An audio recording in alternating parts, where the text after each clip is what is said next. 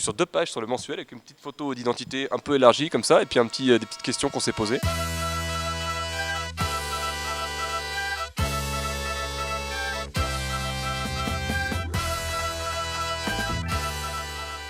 Je trouve ça cool d'avoir découvert la magie à 20 ans parce que je sais pas si en la découvrant à 6-7 ans, ça aurait été le même destin un peu parce que là du coup j'avais 20 ans, je suis en pleine étude de commerce et je me pose plein de questions. Chaque mois qui passe, je réfléchis à un nouveau métier, une nouvelle idée de boîte qu'on a envie de monter avec des copains. Et donc on est aussi dans cette euphorie de qu'est-ce que j'ai envie de faire de ma vie, qu'est-ce qui me ferait le plus plaisir. Donc moi je suis assez content d'avoir découvert la magie sur le tard parce que je pense que ça m'a aidé à en faire mon métier finalement. Quand j'ai commencé la magie, c'était dans une chambre d'étudiant à Hong Kong. C'est pas compliqué. Si je tendais le bras, comme quand j'étais couché dans mon lit simple, évidemment, même plus petit que taille simple, je dirais 70 cm, je touchais le lit de mon coloc. Donc clairement, j'étais dans une toute petite chambre. Je sais pas comment ils auraient réussi à mettre 2 lits simples et 2 petits bureaux, parce qu'en vrai, c'était vraiment... Je peux même pas vous faire de comparaison, ça n'a aucun sens tellement cette pièce est grande.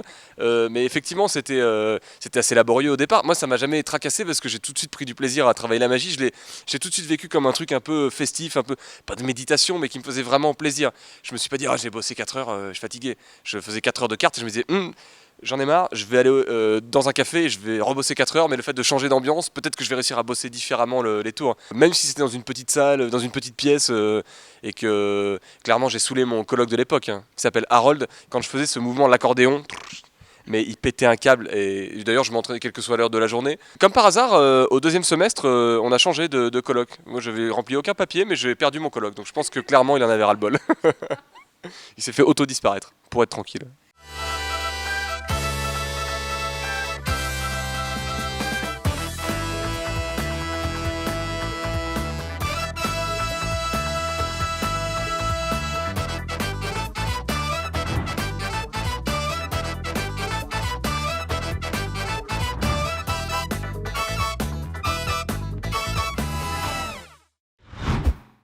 Vraiment, le point de départ, c'est quand on commence à apprendre la magie, qu'on fait un tour à quelqu'un et qu'on voit un peu l'émerveillement, les étoiles dans les yeux. On se dit, ouais, on fait vivre un super moment à quelqu'un et tout d'un coup, donc on prend confiance parce qu'on a fait la magie à une personne, à 2 personnes, puis on se retrouve en soirée, puis il y a quelqu'un qui dit, vas-y, fais-lui le tour de la carte qui devient rouge en plein milieu du truc, machin. Donc on fait le tour pour 10 personnes et on se rend compte qu'on fait de la magie à des gens qu'on connaît de nulle part. Et même si on parle pas les mêmes langues et tout, on crée des moments hyper festifs avec les gens. Donc ça, je pense qu'il y a que la magie qui peut offrir un truc pareil. Moi, j'arrivais en soirée, donc à Hong Kong, c'est fait de telle manière que toutes les boîtes bars sont dans le même endroit, puis il y a un 7-Eleven, un supermarché qui est ouvert toute la nuit, dans lequel ils vendaient des jeux de cartes. Donc moi, en fait, tous les soirs, c'était le même scénario. J'avais un jeu de cartes, si j'avais oublié, j'en achetais un au 7-Eleven, et je faisais de la magie au bar avec tous les gens qui sortaient des boîtes pour venir picoler un peu moins cher au 7-Eleven. Donc il y a un vrai truc. Je veux dire, quand on est musicien, il n'y a aucune chance de passer cette soirée-là. On peut pas sortir, oublier son instrument à 2h du matin, s'acheter une basse, un ampli, brancher, puis faire un truc dans la rue. Ça n'a aucun sens, personne fait ça.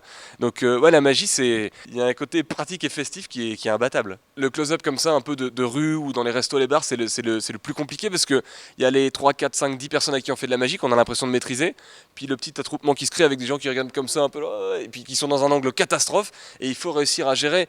Et il faut aussi comprendre les personnalités des gens. Il faut se dire, alors lui, il est derrière et ça a l'air d'être un relou. Donc je vais l'interpeller à tel moment, comme ça il va se sentir un peu exister, important dans le numéro, mais comme ça il va être concentré sur ma question, il va pas regarder ce moment-là où je vais foutre un truc sous la table. Donc il y a un vrai... on apprend vraiment à, plus que détourner, à contrôler l'attention des gens, pour qu'ils regardent ce qu'on a envie qu'ils regardent. Et surtout, qu'ils regardent pas l'entourloupe.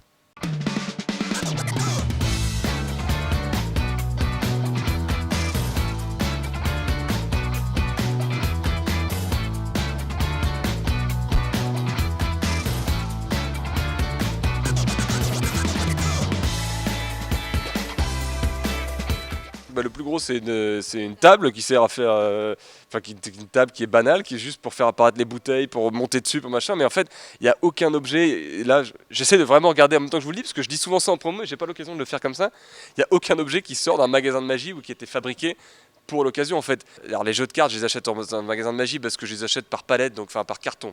Pas par palette, donc il n'y a que le magasin de magie qui peut me les fournir.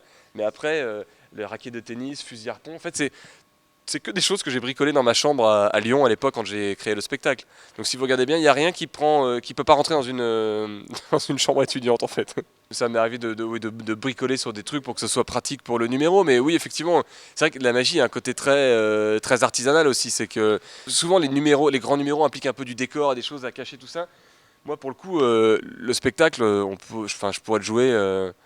Je sais pas, évidemment ça serait moins mis en valeur techniquement, mais dans l'absolu je pourrais le jouer dehors, dans un resto, dans le métro. Enfin, il faudrait juste qu'on accepte de blesser l'espace, quoi. Mais ce que je veux dire, c'est qu'il y a vraiment rien qui a besoin d'être caché techniquement par l'aspect théâtral. Après, ça veut pas dire que c'est pas quelque chose que j'aime, hein, mais c'est juste que quand j'ai fabriqué ce spectacle, j'ai jamais imaginé faire des grandes salles comme je le fais aujourd'hui. Je l'ai fait dans ma chambre en me disant, je me souviens quand j'ai commencé à Paris, je jouais le week-end, 2 jours.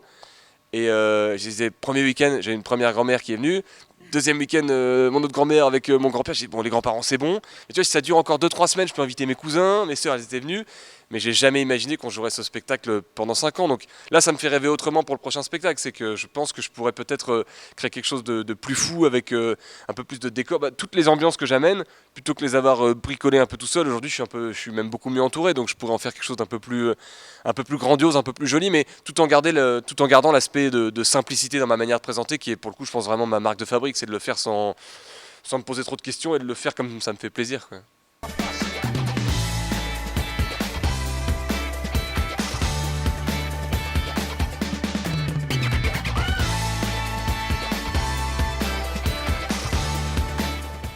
J'ai eu très envie de faire un bouquin, mais je fais pareil, c'est pas quelque chose que. Je dis j'ai très envie, mais depuis qu'on me l'a proposé, j'ai jamais imaginé faire un bouquin sur la magie. Parce que la magie, c'est quelque chose, c'est un art dans lequel on a plein de choses à apprendre. Même aujourd'hui, j'ai encore l'impression d'avoir plein de trucs que j'ai envie d'explorer et d'apprendre. Mais ce bouquin, il est né de rencontres un peu avec des jeunes magiciens à la sortie du public qui me disaient, ah, comment tu fais tel ou tel mouvement, ou tel truc que tu as fait sur telle promo, c'était cool.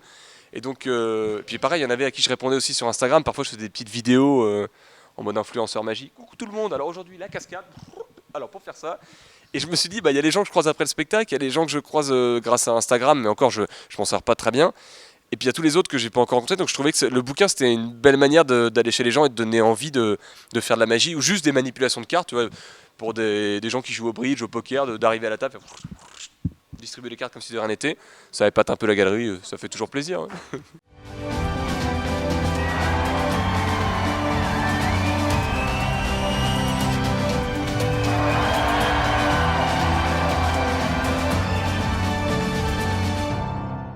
Moi j'ai pas trop la culture du secret, je trouve que c'est juste, il faut réfléchir à comment on partage le secret. Si pendant le spectacle ce soir je fais un numéro, je dis en fait c'est tout con, je fais comme ça. Alors là tout le monde va être déçu. Mais par contre, un enfant ou même un adulte qui a envie d'apprendre la magie, moi je trouve ça génial de partager les secrets parce que déjà ils m'appartiennent pas, enfin pour la plupart il y a plein de manipulations qui existent depuis la nuit des temps, c'est juste que c'est vrai que dans ce bouquin il y a quand même un peu l'idée de, moi ça fait 10 ans que je fais de la magie, il y a des trucs que j'ai chopés dans des bouquins que j'ai lus dans une autre langue ou dans un DVD ou dans un espèce de tuto un peu caché d'un téléchargement d'un DVD, donc je suis aussi content de mettre un peu tout ce que je considère être le plus cool et le plus... Il y a pas mal de manipulations aériennes aussi, moi j'aime bien les accordéons, les dribbles, les coupes à plusieurs paquets. Donc ouais, c'est vraiment des manipulations et des numéros qui sont à mon image, que j'espère être cool et festif. Je répète beaucoup les mots cool et festif, mais c'est ce que j'espère que la magie est. Le rire est foncièrement bon pour la santé et moi j'adore rire, donc ça me fait tellement plaisir d'entendre les gens rire. Je sais très bien qu'ils vont être bluffés. Ouais, si les gens sortent en disant oh j'ai tout compris, 1h30 de magie j'ai tout compris, clairement je ne serais pas ici. C'est sûr que la magie fonctionne et qu'elle elle bluffe les gens. Après quand les gens rient c'est vraiment pour moi c'est le maximum de plaisir que ça me procure. C'est pas français mais vous avez compris, hein, c'est l'émotion.